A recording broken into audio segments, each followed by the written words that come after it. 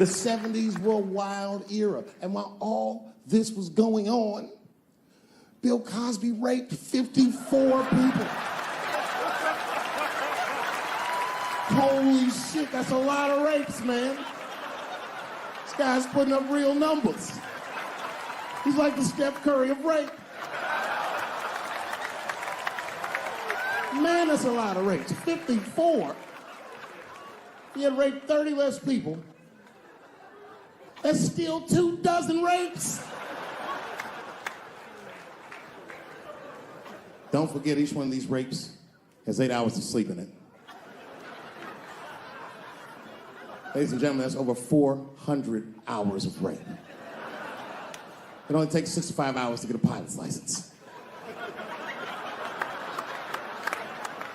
If rapes were aircrafts, this nigga's Top Gun for sure.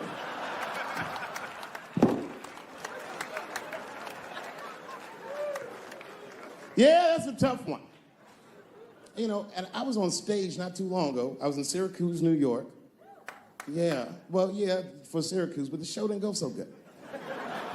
All because I was talking about Bill Cosby a little bit. Not a little bit, I'll be honest. Talked about him for like maybe 25 minutes.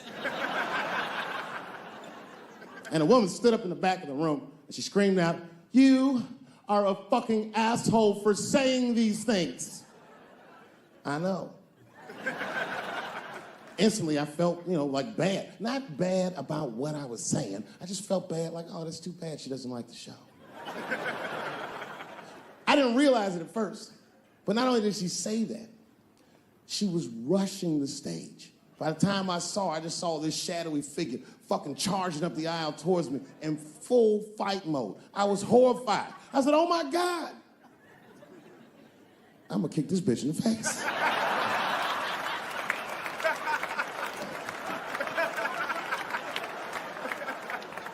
Lucky for me, I didn't have to. Security tackled her, but it was a really fucking horrifying scene. Scuffle ensued, and then, finally, she screamed out to me, "Women suffer." I said, I know.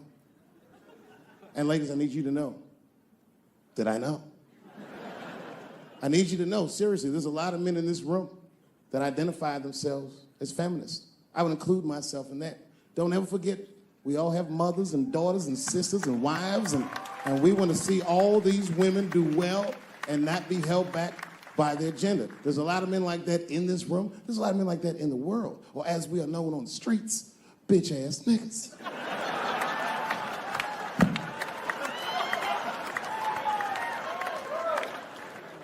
But as this woman was wrestling and screaming at me, I started to take offense. And I'm gonna be honest, race was involved. She was a young white woman. Well-intentioned, but it's like not thinking it all the way through. Bitch, how the fuck are you going to yell at a black man about discrimination? She didn't get it. She just kept going. Women suffer. I know. Women suffer. Same team. Women suffer. I know. And this is where she went too far. We suffer just like you. Slow your roll, bitch. You suffer, yes, but not like me. Not like us. She goes, suffering and suffering. What's the difference? I said, come on, white woman, you know what it is. You was in on the heist, you just don't like your cut. You suffer, I suffer. You suffer, I suffer. That's how it works. Can't do comparative suffering. If you're hungry and your friend says, you know, people are starving in Africa, so what, nigga? I still want lunch.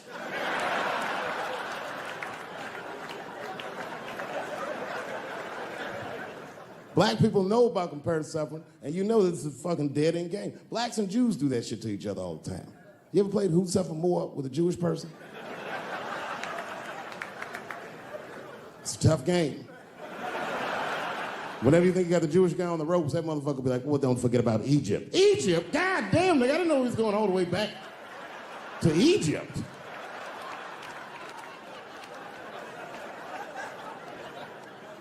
What the fuck is wrong with her? What does she think? Does she think that I don't know that rape is wrong? Does she think that maybe I don't have empathy for Bill Cosby's alleged victims? And I would be remiss if I didn't remind you that technically these are all still allegations, although I admit it looks very bad.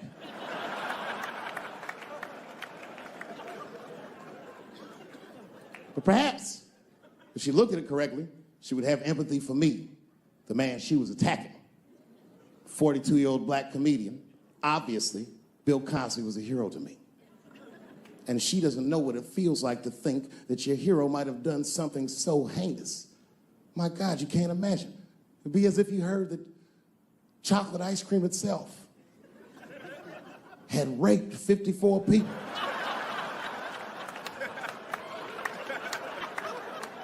You'd say to yourself, oh man, but I like chocolate ice cream. I don't want it to rape. At first, I didn't believe it. I was like, man, these people are obviously trying to destroy Dr. Cosby's rich legacy. Even 34 allegations into it, I was still like, man, probably only raped 10 or 11 of those people. I know, but it's really tough. You know, you guys are young. See, imagine if you found out 40 years from now that Kevin Hart raped 54 people. You'd be like, oh. The only one that would believe that would be Cat Williams. He'd be like, I knew that motherfucker was up to something.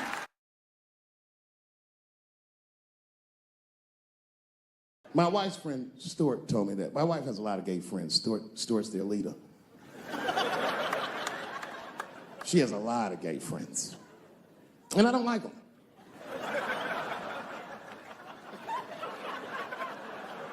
Not because they're gay, I'm just judging them on the merits of their character. They're just not nice dudes. They're fucking rude house guests. They're sitting on my couch, giggling with my wife, eating my motherfucking macaroons. And I come in, they act like the party's over. Hey, Stuart, what's going on? This guy talks to me the way a cat would speak if a cat could talk. Hi, David. Stuart, what's all the beef, man? What's going on? He always wants to have some kind of gay political argument. The last one was about a petition in federal court to take the words husband and wife out of the law. I said, well, why would you want those words out the law? He said, because it discriminates against same-sex couples. I was like, niggas, please save me the semantics. Just trust me, take your chips and get the fuck out of the casino. You're about to crap out.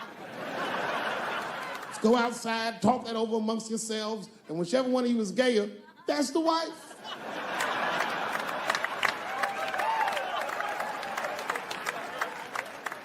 No, Stuart didn't like that. Stuart educates me about this movement, you know what I mean? I didn't even know shit about it. He told me it's called LGBTQ.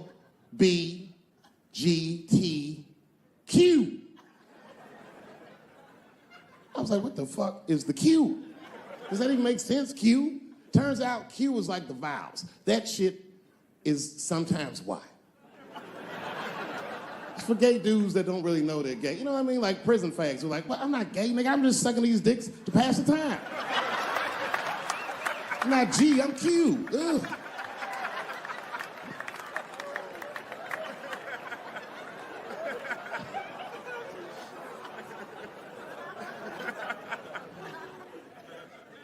I think, okay, again, of all those letters, the T has the toughest road ahead.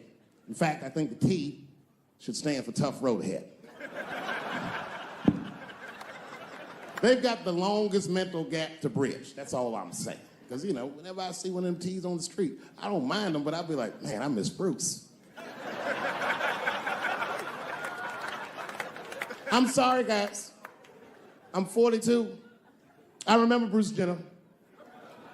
Before the Kardashians, before all that, this motherfucker was a white American superhero. It was amazing. He was beating Africans at track and field. We'd never seen anything like it. He was on my cereal box growing up. You know how much of that cereal I ate, nigga? I didn't know he was gonna do that.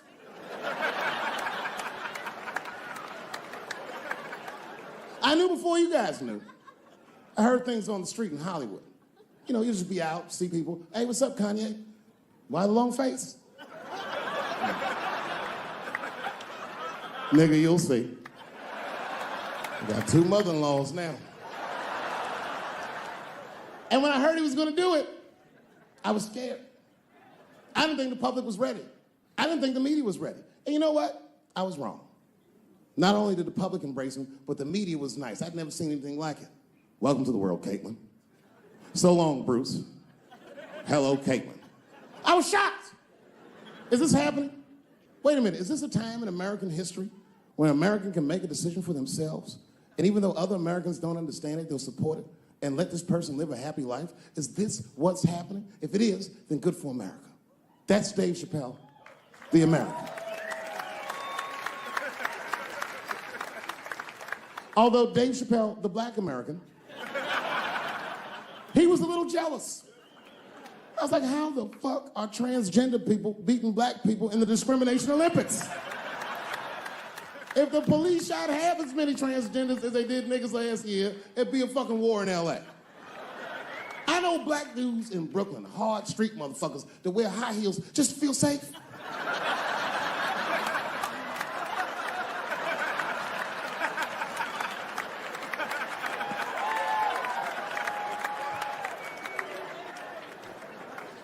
Transgenders are gangsters.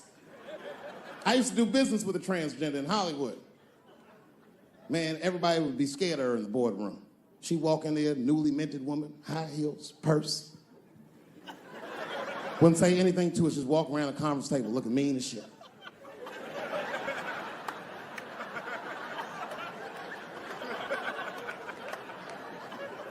And then she walked to the head of the conference table, stare at us all, reach in her purse and pull her old dick out and throw it on the table. Let's talk business, gentlemen. Ah!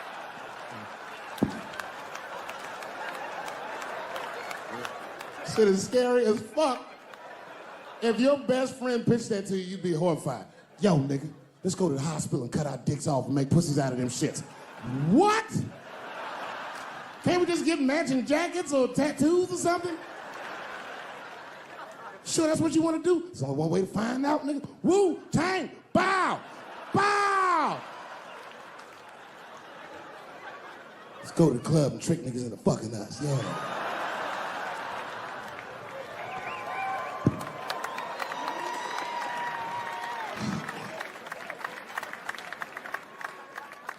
I was sitting back there, I'm smoking, drinking with the stars.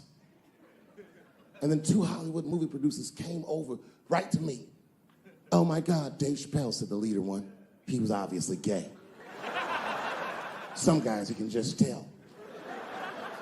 The other one seemed like a money guy, like maybe he was from Texas or some shit. But the gay one was definitely the leader, because he did all the talking. And then he hit me with, so David, do you have any movie ideas that you would like to pursue? The truth is, I don't. But if you know the game, you're not supposed to tell motherfuckers you don't have ideas. I was like, yeah, man, I got plenty of ideas. And he called my bluff. Really? Like what? Huh?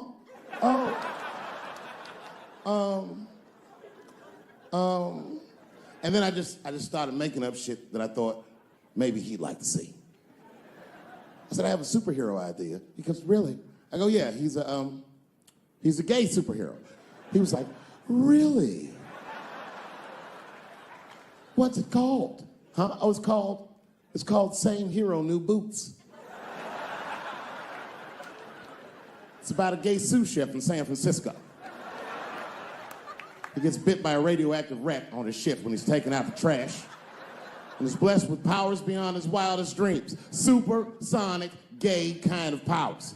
And he starts saving everybody in San Francisco. But at first, he only saves gay people. Later, he saves everybody, and the whole city just falls in love with him. The only problem is, no one remembers him when he saves them. Well, I don't understand. Why wouldn't they remember him? I said, because, dummy, he's gay.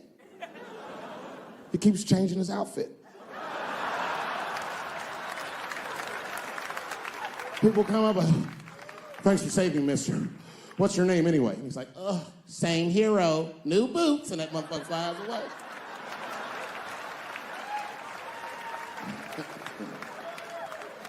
He was like, I like it a lot. The Texan didn't like that shit at all. He was upset. That's impossible, gay superhero. I said, what? Well, I have others. I have a superhero you love because he's stronger than Superman and he fights for truth, justice, and the American way like Superman, but more than Superman. He beats up Mexicans for no reason.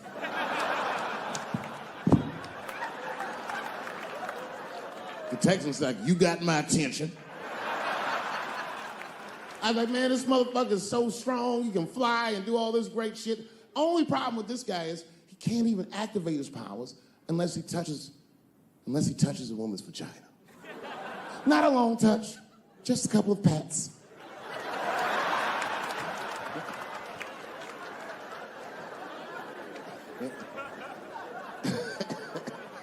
He said, well, what's the problem with that? I said, well, the problem, sir, is that our hero is not, he's not a handsome man. And he's often short on cash. So whenever trouble breaks out, he has to run around the city and convince women to let him pat their vaginas. Please, miss, that building's on fire. Can I pat your vagina quickly? People are dying, but he can't tell them exactly why. Ugh, get away, you're gross. Please, miss, people are dying. Just a couple of pats. Ugh, gross, get away.